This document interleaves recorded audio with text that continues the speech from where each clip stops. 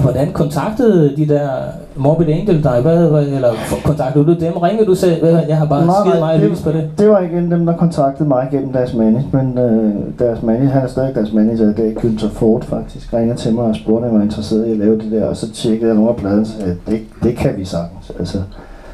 Og så hele aftalen gik så ud på, at jeg skulle tage til Tampa over i Miami. Og så indspillede vi den der, og så mixede jeg den i Sweet Times ude på Strandersvej. Så jeg var derovre i noget, der ligner 3 uger, ikke? En gang i starten af 93. Januar, februar eller sådan noget. Og så mixede vi den færdig her i marts måned. Ude på Strandersvej. Ja, men der må jo have været et eller andet, fordi du blev jo kontaktet af næsten Gud og hver mand i den passe. Hvorfor var det lige den, der smuttede igennem nettet der? Ja, det passede med timingen.